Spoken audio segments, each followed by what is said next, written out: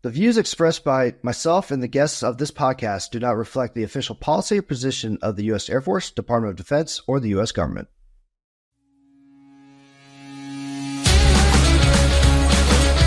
Welcome to White Coat Warriors. I'm your host, Dr. Chris Meyers. And on this podcast, we talk about human performance optimization and training paradigms for you, the young medical professionals, and how you can use it in your own professional practices to help yourselves and your clients. Hey everyone, welcome to another episode of White Coat Warriors. Today on WCW, we have a great one. We're going to be focusing on leadership. This is one of the most important domains when it comes to professional and human performance optimization. We've talked about this a little bit in the past, but today we're dedicating an entire episode on it. And we are very lucky to have with us today Larry Kyder of Larry Kyder Coaching. But before we get into it, give us, if you like what we're doing, give us a like. Give us a 5-star rating, tickle that bell. It doesn't matter whatever platform you are. If you like what we're doing, go ahead and hit us a like. It will really help us out. And let's get on to it. Larry, welcome to the show. Great to be here, Chris. Thanks for having me. Yeah, no problems. So, I've got your intro, but you know what? I've learned it's better to come from the person. I love it. Yeah, you've got a rich history. Why don't you tell us a little bit about yourself? Sure. There's too much on there from a standpoint of, does your audience really want to hear all that crap? But I will tell you, the best ride of my life was 20 years with a company called Walmart. From 85 to 2006, we grew that company. And that's really what brought me here in front of you today. So that's the pinnacle. Yep. Then I worked for an insurance company as head of their talent for about 13 years. And now I'm here in front of you coaching different companies on my own. Okay. So brings us here today. Yeah, definitely. And one of your specialities is executive coaching, which is leadership. Absolutely. Yeah, that's the sweet spot. That's the piece where you think, well, leaders got it together. Yes, they do for the most part, but there's a lot of things that trip us up. We'll talk about imposter syndrome. We'll talk about, the experiences. We're human beings. We're leaders, but we're human beings. Yeah. So, I guess before we get really into it, how do you define leadership? That's a great point. The leader is not the person at the top of the organization. The leader can be found wherever you're planted. There are informal leaders everywhere. And it's amazing because I have leadership stories about people who informally led me in the right direction and leaders who took me in the wrong direction. So all of us can be leaders anywhere throughout the organization. And it's said, if you want to build a really strong team, you want to build one that you can't tell who the leader is because they're all leaders. So that when I define leadership, it depends on the task and it depends on what that team has going for it because there's a lot of different formal definitions, but really it's when in charge, take charge and do the right thing. That's what a leader does. Yeah. It's interesting you mentioned that. That's 100% true, especially with my military experience. As going through the officer ranks of the military police corps, the running joke is I learned more from bad leaders than I did good leaders. And isn't that amazing? It is. I think that's phenomenal. But yeah, I bet you did. And I bet you had people with the title and you looked at them and you said, really? You're the leader? It happens. I will tell you, it's funny, with your military background, you'll appreciate this, but I had a chance in those 20 years with Walmart. We had such great speakers, access to it, because there was a lot of dollars involved with Walmart. And so we were able to attract some pretty impressive people. Well, one of them I remember was Norman Schwarzkopf. And it was a few years after Desert Storm. And he came and talked to us about leadership. And he was telling us all about the surprise inspections and the helicopter readiness. And it was very compelling. But what he said at the end, he looked at us, a group of us district managers, and he said, okay, put your pieces of paper away. I'm going to give you the most important piece about a leader. He said, there's 2 rules, 13A and 13B. And he looked directly at me and he said, put your paper away. And I'm like, I'm not going to miss this. He goes, I'll take it from you. And I'm like, I'm good, Norman, I'll drop it. But he said, rule 13A, when in charge, take charge. And 13B, do the right thing. Yep. It sounds pretty simple to be a leader, but coming from a man like that, who obviously was tested, tried and true, it works. It does. Yeah. So, I mean, and that a lot of his leadership styles comes from, his time at West Point and all that, and just how it built through, and the service academies do build leaders of character. That's what they're originally designed for. And that's where you get kind of this rich cultural leadership when you start seeing leaders, especially like Norman Schwarzkopf and everything going on. So, within that, before we kind of get into like a little bit of the science and the modeling of your approach to teaching leadership, talk to us about some of your experiences at Walmart, especially help growing it from that little business area. I think that when they started in Georgia and Bentonville, Arkansas, Arkansas, that's right. Yeah. Yeah. So Bentonville is really where store number one, and you can go down there and still see the museum for Sam. But no, so yeah, a little town in Arkansas could mean so much to so many. And, I've been through the gambit of when people loved Walmart and then when people hated Walmart. So those 20 years spanned a lot of learning. But one thing I learned is, people don't care how much you know until they know how much you care. And being a boy from Nebraska, a farm kid from Nebraska, going to work for Walmart. I remember my brother saying, you want to do that? You want to work retail? That's what you're going to do after college? And, he was an architect. So I understood what he was looking at. Is that a professional career? But I had a friend who worked for the company, and he was doing whatever he was big enough to do. And that was the precursor for really strengths. And what I use now to coach people is really do whatever you're big enough to do. And I remember the first time meeting Sam Walton, and I said, Sam, my name's Larry. You got a great company. And he stopped, put his knife and fork down, turned over to me, and he said, Larry, nice to meet you. I'm Sam. This is my wife, Helen. We've got a great company. And I thought, yeah, and he was always doing that. He was always praising in public, coaching in private. And I will tell you, I've got so many stories where he could have thrown me under the bus with some stupid things that I did because I always wanted to execute. But he saw the potential, and he didn't throw me out because I was a person, but he might have taken my ideas and said, probably don't do that one, Larry. But that's the way the man operated. And that's what led me to follow him through 4 different states. I have 4 children born in 3 different cities. Wow. Just because when you find somebody like that, true leader who says, how big do you want to be? And could we do this? And Larry, how would you do it? When they make you the owners in a company, look out. It's unstoppable. So that was really what drew me to be in front of you here today, Chris, is the power that a person can have when they really let go to let grow with that leadership. Why don't you talk to us a little bit more about that, about his, the leadership style, what you learned? What were I guess get to the heart of the matter. What are some of the traits and some of the actions that you saw that really spoke to you? Yeah. So, when Norman Schwarzkopf talked about the inspections of the helicopter, right? In the earlier days before Desert Storm, they would do these surprise inspections that everybody knew about, and the helicopters weren't flight ready. Yeah. So he turned the wheels and he inspected without notice. And then the readiness rate went up to 98%. And that's why Desert Storm kicked butt. So Sam Walton had that same thing. He would drop into a store unannounced, unexpected, not to catch you doing things wrong, but to catch you doing things right.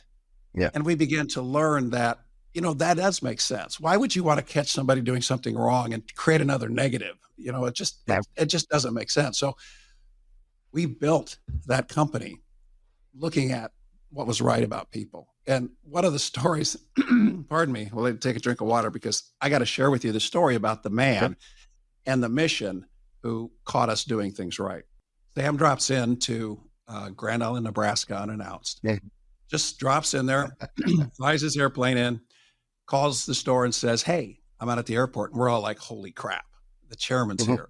And so we go out to get him, show him around the store. The first thing he does is gets on the PA and says, hey, customers, associates, Sam Walton, glad you're here.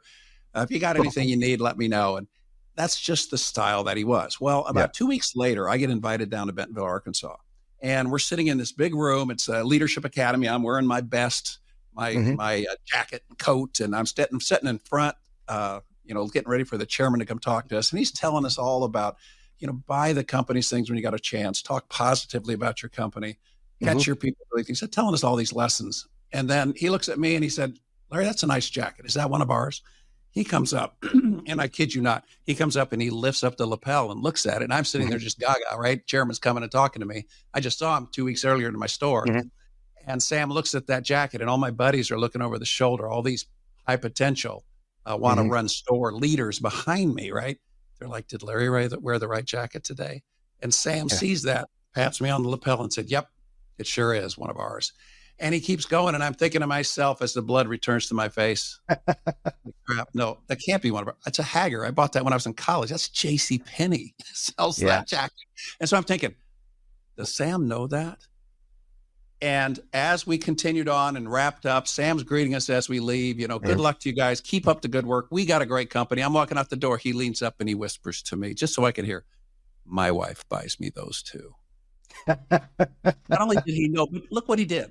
He protected me from those guys behind me, rather than saying, hey, good job, Larry. You're the man. You wore the right jacket, to, distancing myself, an awkward moment. Ooh, Larry didn't wear the right jacket. He had a chance to throw me under the bus. Do you see the power of that? So that's just one of the stories. And that was the culture of calling people out, not because they did something wrong, but to coach them and praise in public, coach in private. And when I learned that, I realized why we grew so fast is because people wanted more of that. They were attracted to people that thought that way.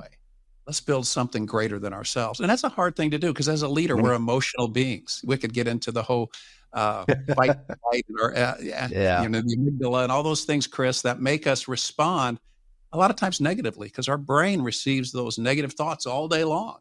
We can spit them right back out without thinking it through as a leader and saying, is that the right thing to say? So the power of that is what grew that company. And we had some great leaders in there. And I will tell you, we also had some tough ones when we became super centers. We had a gentleman that bragged about only getting 4 hours of sleep a night, and he was brutal. And eventually Sam let him go. And that solidified, okay, that's not our culture. That's not who we are. We care about our people.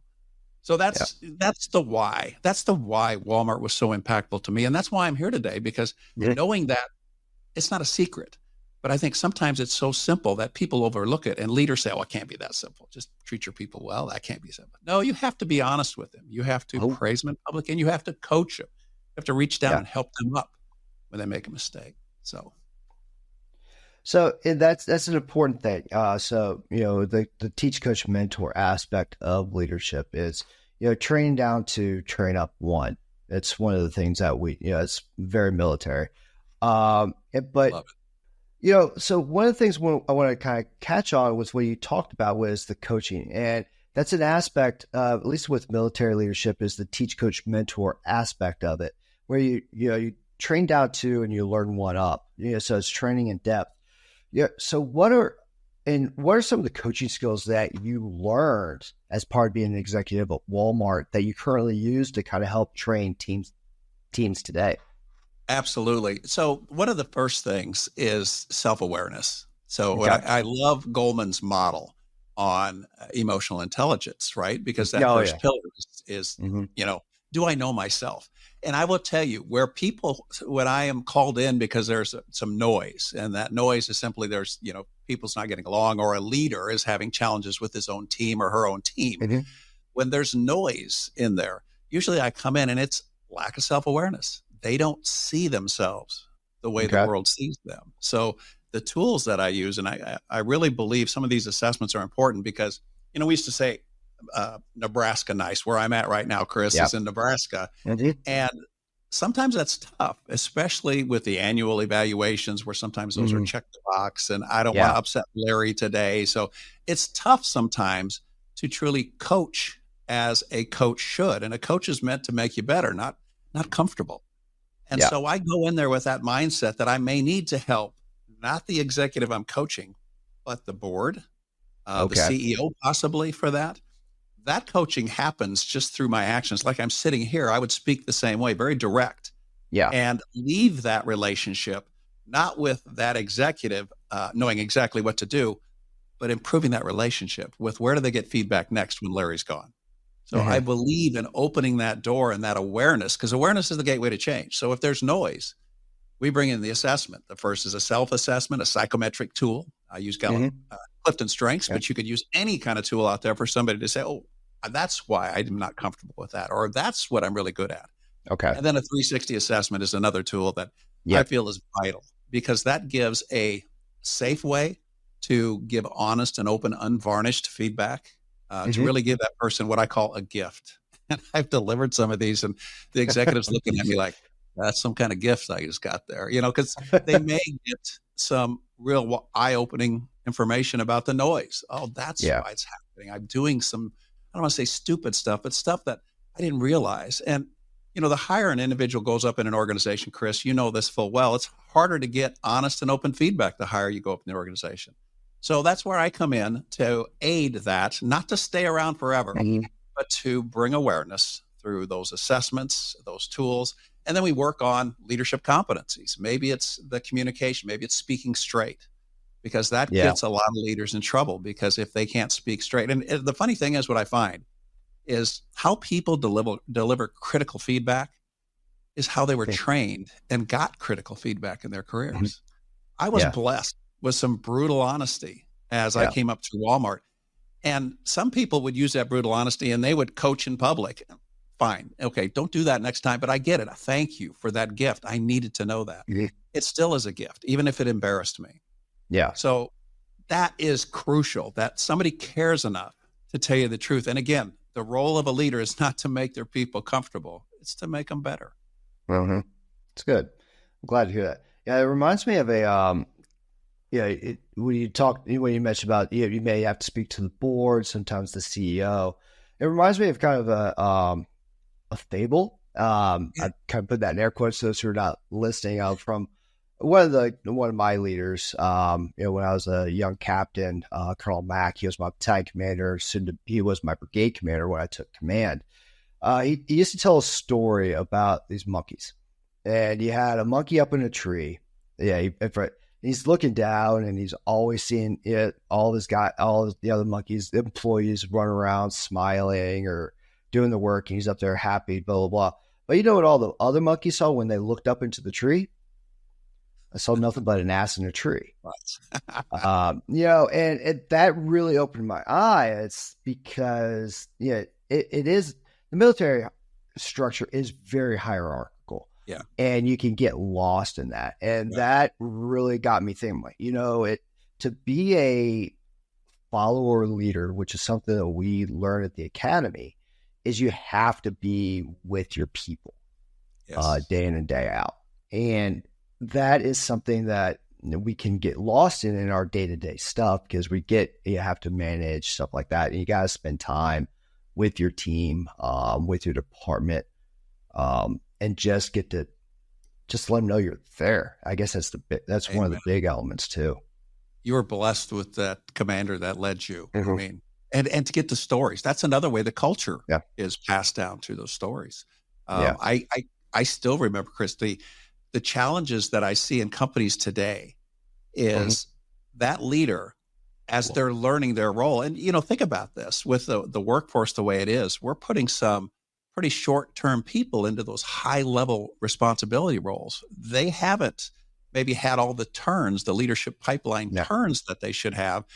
And here they are managing a group of people. And sometimes we forget, when we get to that level, that what you just said, how does that leader mesh with the people? How do they relate? And I will tell you, the most recent that I worked with and had a lot of success with was a company in Lincoln, Nebraska, Emeritus. That CEO, Joanne Martin, she talked about creating a leadership academy and creating one language. And the only reason that worked so well is when we rolled out the assessment for self-awareness, she was the first one who took it. We did a 360 assessment. She was the first one who took it. You see what happens when the leader does that?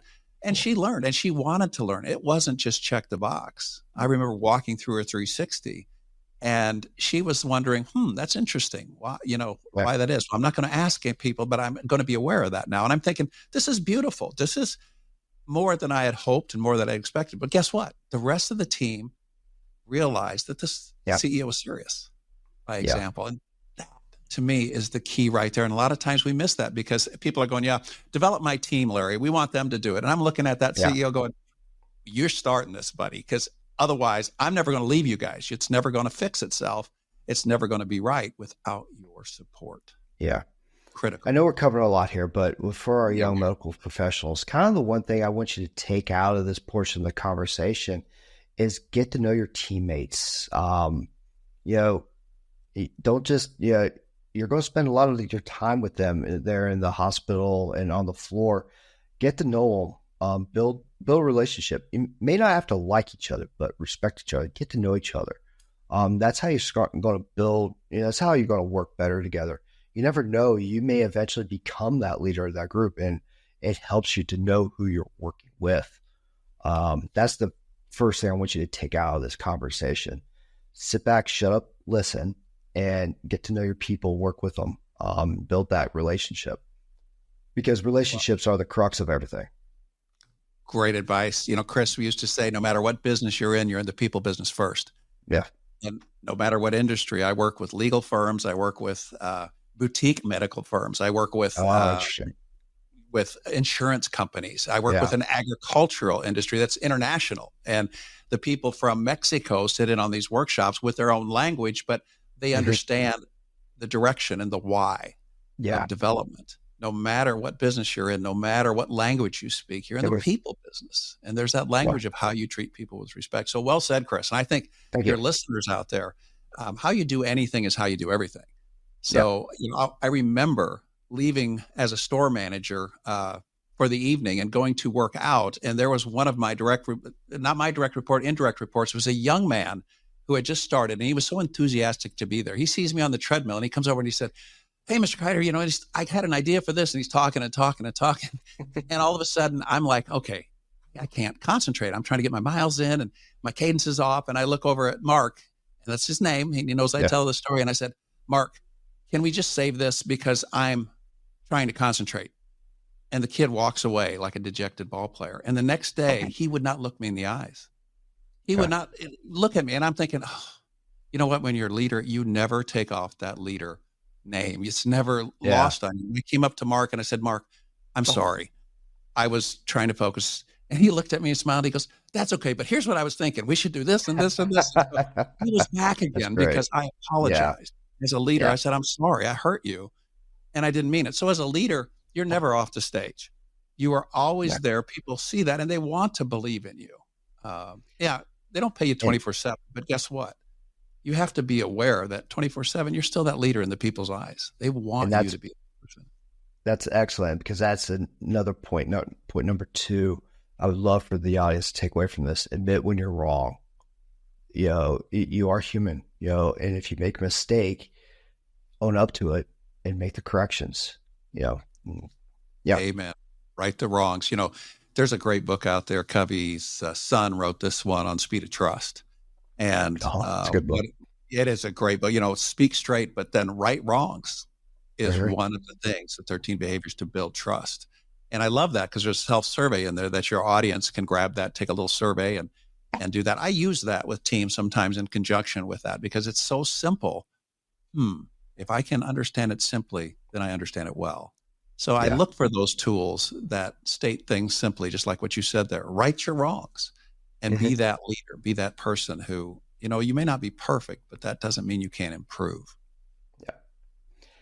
It's good. Yeah. And so we're talking, one of my earlier questions about your coaching ability and some of the elements from that. One of the, you talk a lot about the circle of life. And to me, that a lot of that is very similar to a human performance, domain that we would call the 5 domain model. And for, within your model, you have 5 domains as well. You got career, social, financial, community, and physical. Why don't you talk to us about your performance model and how do you apply it and, teach it within your coaching platform? Absolutely. When you get ready to do a task, when you get ready to build anything, the work area around you, it'll go much better if you're organized and clear. It's like anything in life. When you try to do something, but you're, like say you're going to work out at the gym, but you're carrying a 50-pound weight on your back for no reason other than I don't know where to put it, right? It's another story about monkeys, right? I got a monkey on my back. What do I do with that?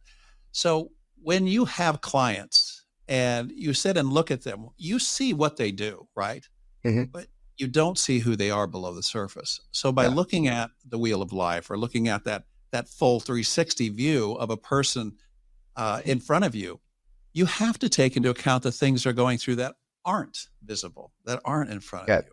their health, their, how are things going with their family? Yeah. I even throw in that religious component, and I ask them that. And I coached a gentleman one time who was an atheist, and he said, your wheel doesn't work for me because I don't have that spoke on there that's religious. And I said, well, what's your level of satisfaction on your belief? He goes, 100%. Well, then we're not going to mess with that. But let's talk about your physical. How would you rate yourself on 1 to 10? So we do, Chris, we rate, and I have them apply that. And when I hear somebody is, because we know we're working on business, there's either noise or there's potential, there's opportunity to go wherever they want to go. Yeah. But I ask them, how's that platform? How's that foundation? And a lot of times I see people saying, you know what, I wish I had I ate healthier. I wish I worked out. I wish my social network was better. Right. And so what we'll do on those lower spokes on that wheel, we'll set a goal, just a simple goal. Okay. And while we're working on business and while we're talking about competencies and all those wonderful things, we follow that goal. How are you doing? I had a gentleman one time. It was great. So he was an executive in a university, and his boss called me. The president called and said, hey, Larry, getting some noise here. Just promoted this gentleman. He's struggling a little bit. Would you talk to him? And I said, I'd be glad to. So I went in there, and his desk was full of busy stuff. And I said, hey, how do you stay organized? And he goes, I got a Franklin Covey plan around here somewhere. And he pulls it out from under that, flips it back. It's like 4 weeks back, and the page finder, and dusts it off and brings it in front of me and sets it down. And I said, good, that's great. And I said, well, let's talk about the wheel. And he said, this new promotion, I'm traveling to California all the time. He goes, I used to play tennis every Tuesday night, and I don't do that anymore. And so I started to get really where he was coming from. And my first question was, they don't have tennis courts in California? And he looked at me like, you smart, you know what? Yeah. So we set a goal. Okay, maybe you can't play every Tuesday night with your buddy from the other facet of the college that you work alongside. But there's somebody in California, because you go out there pretty regularly, the pipeline to that university, because you find somebody that would play tennis with you on Thursday nights. And he did that. He set that up every 2 weeks. And eventually it became more hopeful, because that's really what development is. Development is, give me hope. And it's not always the obvious thing of hope. Give me hope for me as a human being. I can do more than I'm doing, but something's changed. And it was just that self-awareness. Maybe tennis is a bigger deal than you think it is. It's freedom. It's physical health. It's camaraderie. And all those things, he had let those behind for this promotion in his mind. But he didn't have to. And once he grabbed that, he realized, you know what, I can do this job. And he did it very well. Excellent. Glad to, it's all about the balance. We've kind of covered this in a couple of our episodes, trying to find that balance, find what works for you. Biggest one is how do you, with the emotional and social stress with this, being a young medical professional, how do you work through that to be able to get optimal sleep, right? Or how, work off that physical stress with being able to work out, even though you just come off a 30-hour shift, little things like that. So it's all trying to find some semblance of a balance. It's easier said than done a lot of times, though. It's interesting because, as I said, I work with a lot of different industries, but I have a connection to the medical industry. My wife is a nurse, and her 3 sisters are doctors, one in Yankton, South Dakota, one in Grand Island, and one in Houston, and all different focuses on their medical profession. But all of them are very driven, graduated with accolades. And so, sometimes they exhaust me just thinking about raising their families. Yeah. And you talk about balance and boundaries and protecting that. I love to talk to them about their teams and their staff. And, the medical profession has changed since they even started now. And, where they work for the hospital and not their own practice. I mean, it's an interesting dynamic, but the neat thing is they're still in the people business. Yeah. And so when we talk about this, we still talk about the assessments and we still talk about awareness. We talk about the same things, even though, they are actually with telehealth, they're helping patients everywhere else, but they're still people and they're staff. And it's just like Dylan here. He's still a person that's coordinating this with Chris, you and I, a world apart. He is still a human being that we depend on, and how we treat him is how we're set up so perfectly, right? It all goes together. So as those who don't know, Dylan's our producer out there. He's the man behind the scenes, has made this show successful. And yeah, I do want to say on air, Dylan, thanks for all you've been doing for us. For this season. Um, shameless plug for him there, right there. I'd love to see his face right now.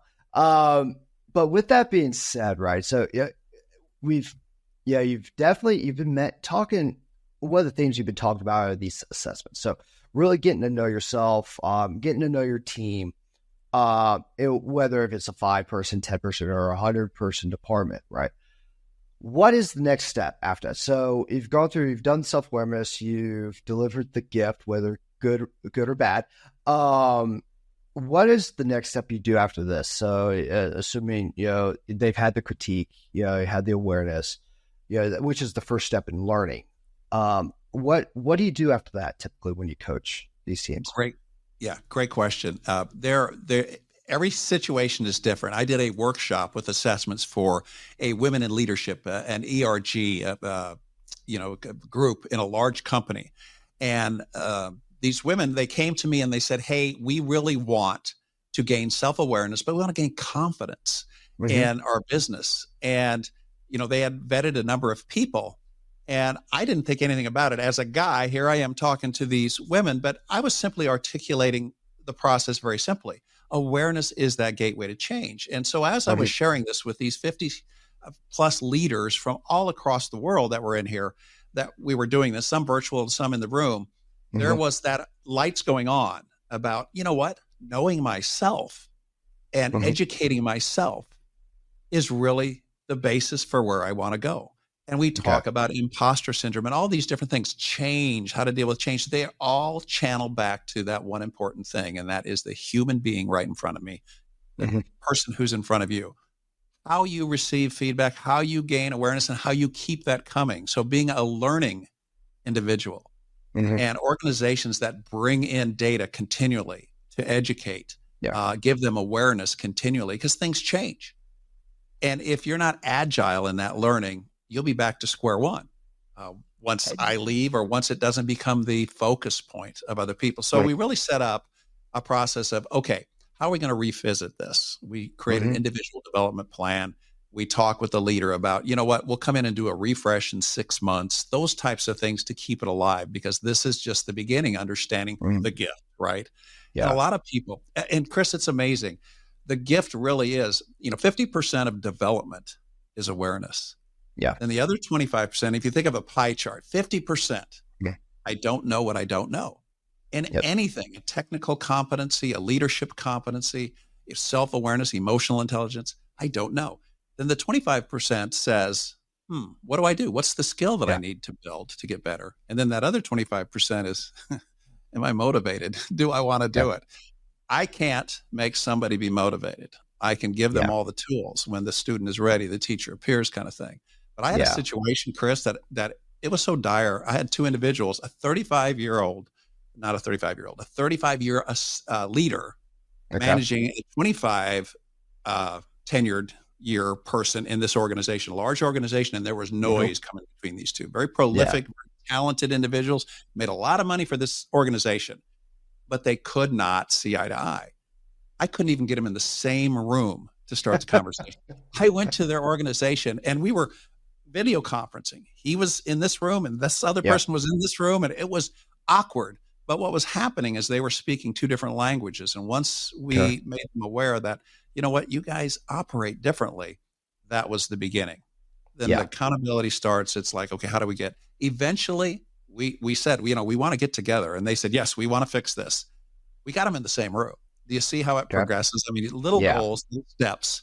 And over time you get there, but there's got to be accountability. There's got to be commitment. When I look at a person and they say they want coaching, I'm like, do you really? Do you really want coaching? Because a lot of times people say that, but it's going to be uncomfortable sometimes. It could be. Yeah. Okay. So that setting them up for success is one of the things. But sometimes, you see all these, I think of Celebrity Chef. I think of these, bar rescue and all these things where somebody goes in and awakens the people. It's like, do you see what you're doing? I'm not quite that dramatic, but sometimes that's necessary. But here's the other thing. It could be an awakening of you're a pretty good leader. Think about that. you are doing 90% of the things right. But we have such a fear of failure. We have imposter syndrome that not knowing and not having an outside party or not having a coach who comes in and says, you know what, you are all that. You are the things. It's okay for you to be that leader in your mind now because you're doing it on the floor. People see that. I've had people get to 360 and I'm like, that's amazing. And they'll be like, oh, I can't believe it because they're so hard on themselves. Chris, we kick ourselves in the butt harder sometimes. These professionals out there, sometimes they may not be aware and they may do dumb things, but a lot of times they're doing some great things and they're not aware. Yeah. Oh, yeah. So that's the other benefit of that, gaining that self-awareness. And then again, the next steps is what skills do I need to build? And there's a lot of best practice out there. That's the 25%. Okay. It's good to know. Yeah. And the questions kind of evolved, thinking about this. I'm trying to put myself in some of our young medical professional shoes, so focused on the human systems, the human body. It's just a big system of subsystems, learning the trade craft. And probably one of the questions they have our audience might be thinking is like, why is this important to me? Why should I know leadership where I'm just in charge of trying to help make people better, from illness and stuff like that? What some advice would you have to kind of stave off that question? That is a fabulous question. And when I was with that insurance company and we created a leadership academy, one of the things that we did is we had a good budget. So nice. We met where one of our offices were out in Cincinnati. Children's Hospital is out there. And the CEO of the hospital at the time was on our board. And so we were able to go into that hospital and really learn what was going on there. And at the time, he was doing some amazing things at that hospital where he was empowering not just the doctors, but anybody who had a hand in the patients, giving feedback, the nurses, etc. So when you think about that, you don't know what you don't know. As a medical professional, people look to you because you've had years of work and training. It's admirable and sometimes almost untouchable from the standpoint of they couldn't tell you what to do because you have done so many things. You've published so much information. You've saved lives. Who am I to tell you that you might be making a mistake? Or who am I to tell you that, wow, that was kind of rude? Or who am I to give you those things? And I think I don't want to say this for all medical professions, but in any situation where there's a real hierarchy, and you know this in the military, Chris, sometimes keep your mouth shut, right? Rather than, say something and people look at you like, what the hell? Why do you disagree with the leader? So it's a tenuous situation. And so as a medical professional, sometimes we think, well, we've got to, everybody just know this is important. And we forget that what we do is not who we are. We are in the people business first. Yes, saving lives is paramount. That's the ultimate people business. But here's the thing. The people that you depend on, the Dylans of the world, the people who are supporting everything that without them, we wouldn't be able to operate, right? Yep. They are critical and they make things happen. And by the way, how you do anything is how you do everything. So how I'm treating that person in front of me is probably how I'm going to treat my next patient. And it's just congruent and aligned, which brings back the leaders when I reflect on it. I would ask your audience to think about the best leaders they've ever worked for, to think about the best people in their profession they've ever worked for. Think about that and reflect on it. And if you had to put those behaviors down on a piece of paper, were they diligent? Were they compassionate? Were they empathetic? Or whatever. The words that you use would be exactly how I would work with you. You're describing to me how I would best motivate you with those same words. When you looked at that person and said, wow, that's an amazing leader. But then you think about the people that work with you. They may use different words. They may not have those same thoughts. And that's why we have turnover sometimes. We have conflict. We have, misinterpretations, or body language even turns us the wrong way because we're human, emotional beings. I heard something just amazing. I was yesterday 8 years old, when I read this from some of Goleman's work that, your eyebrows, when somebody shocks you, your eyebrows go up. And I didn't realize this, but our body, our physiological makeup, our body is saying, hey, I want more data. They open their eyes, right? Yeah. And so we physically respond to stimuli like that. Well, it's no different than we interact with people. We close down. We, don't hear what's being said anymore because I don't think you care about me. And I don't care how much you know until I know how much you care. So Okay. that's why, no matter what the profession, to be that person that genuinely wants that person that works with you to be Mhm. all they can be. Excellent. That's an Army Great. slogan, isn't It is. I think they it? just brought it back, actually. Hey, it Uh, works. it does. It's what got me to join. Uh, so, Sure. with that, we've kind of covered a lot. I want to ask you probably heard this rhetorical question before, but I got to ask it. Are Please. leaders made or are they born?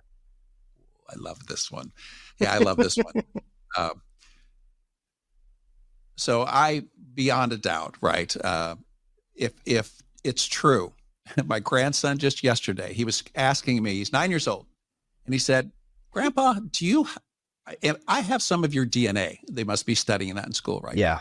I must have some of your DNA. So does that mean that I'm going to drive this car and do these kind of things? And I said, his name is Thor. I said, Thor, yes, I you love have my DNA. You have grandma's DNA. You have your father's on your father's it. side, etc.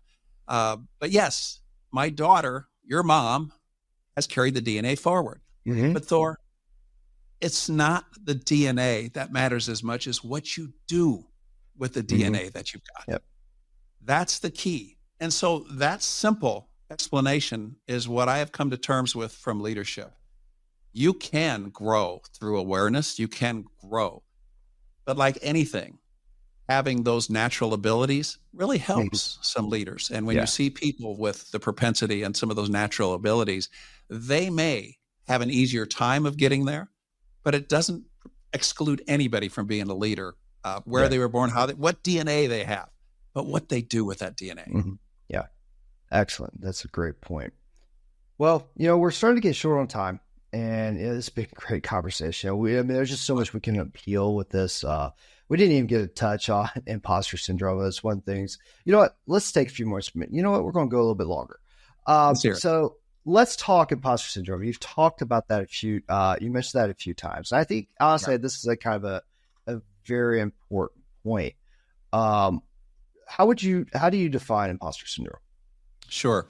So first of all, when I think about this, the studies of the brain, right? You can look at you can Google anything on studies of the brain, especially, and you Mm-hmm. will see that we have X amount of cognitive thoughts, some 6,000 to 40,000 thoughts. It's Okay. all over the board. We have these hitting us every day. Well, Yeah. 95% of those thoughts, Chris, as you know, happen almost exactly the same yesterday as they will today. We're creatures of habit.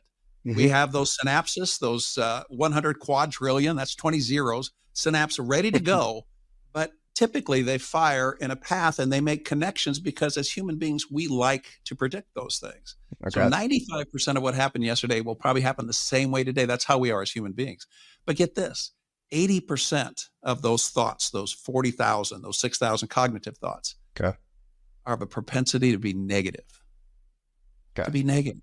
And I've asked audiences this, can you believe that? And some people will say, I think it's higher. And some people say, that's too high. But Yeah. we all acknowledge that we have negative thoughts. And here's why.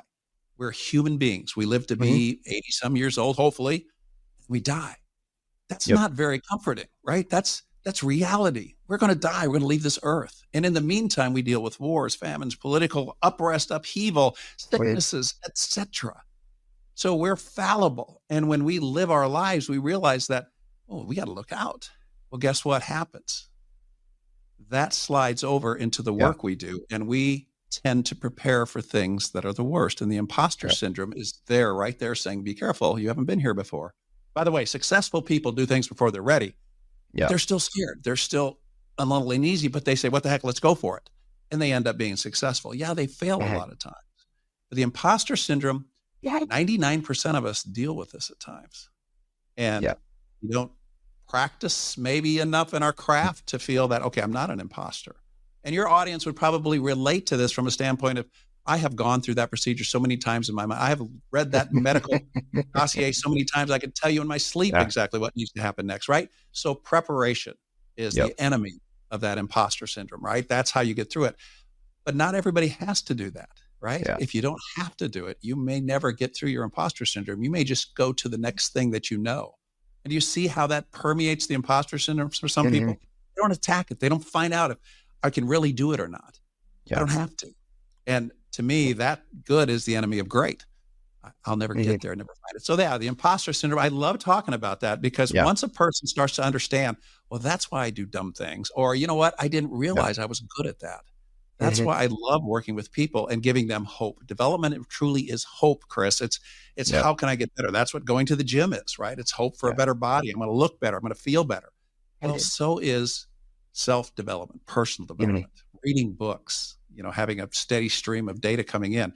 Here's the other challenge with that imposter syndrome. There is so much data out there, Chris. Now with AI, I could say, hey, ChatGPT, tell me how to be a great leader. And it'll give you 20 steps with substance on how to be a great leader. The problem is it's so easy to get that data. Is that right for me? That's what I need. And we start to take some chances with that. And we get overwhelmed with data that we never take a step.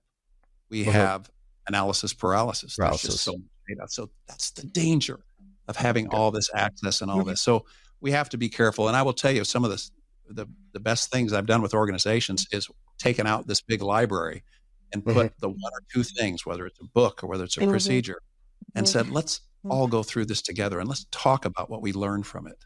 Oh my God. All of a sudden, the synergy of a human being beside me sharing their experience all of a sudden personalizes it. And that imposter syndrome starts to go away for the organization. Because I know my people are trained on that one thing. Interesting. It builds that confidence and that they know the box, and then they start thinking outside the box. And then eventually with that data, even though you may not have all that data, may only be 70, 80% of it, take the risk to make the decision. Yes. And I tell you, just that action, if you could teach grit, if you could teach moxie, well, guess how you teach it? By doing it yourself. And so these organizations that have these wonderful libraries, one of the first things I say is, what's your expectation, CEO? What matters most? And they've never really thought about it. They've checked the box because they've got the world-class learning. What are they learning? What do you think is important? And all of a sudden you start to realize, could it be that simple? Because if you give a child a wide open canvas, social media, to become whatever they want to be, says social media, they'll go whatever direction.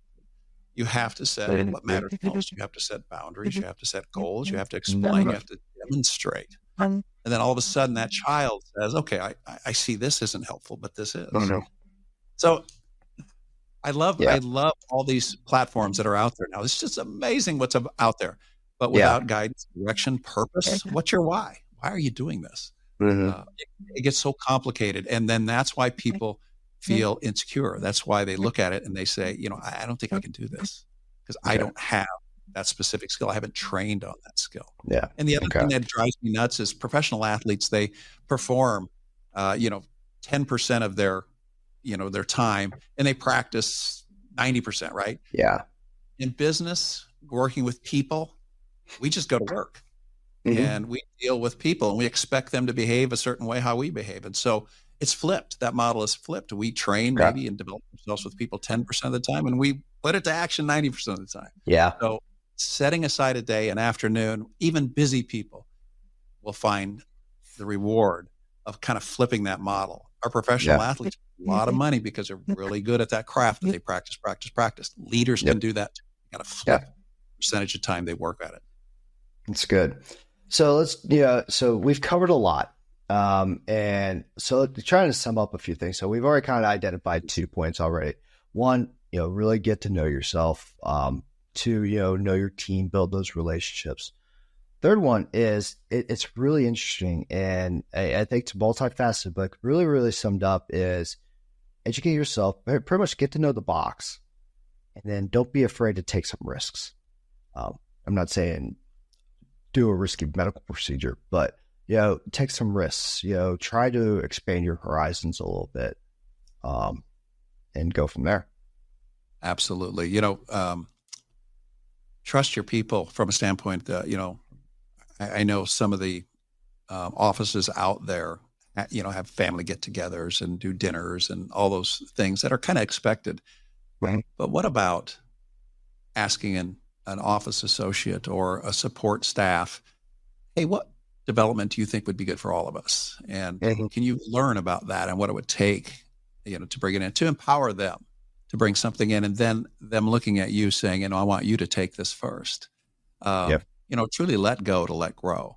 And that may not be an easy thing to do. And if it sounds simple, well, it can be, but you find the right person that's willing to do it, that has that why, that wants to grow with their teammates, and empower them. Do it, try it, fix it. Perfect. And that's a really good note to end on. I love it. Yeah, we can talk all day on this. I love it. It's just a great topic. Yeah. So, but Larry, thank you so much for your time. It's really some really actually very good words of wisdom here over this past hour. Appreciate your time. Continue to do what you're doing. Continue to fight the good fight. Develop the next bench of leaders. Appreciate your time. And to our audience out there, thanks for taking your time, to spend with us, listen to our chat today. And keep on keeping on. Thank you, everyone. Take care. Have a great day.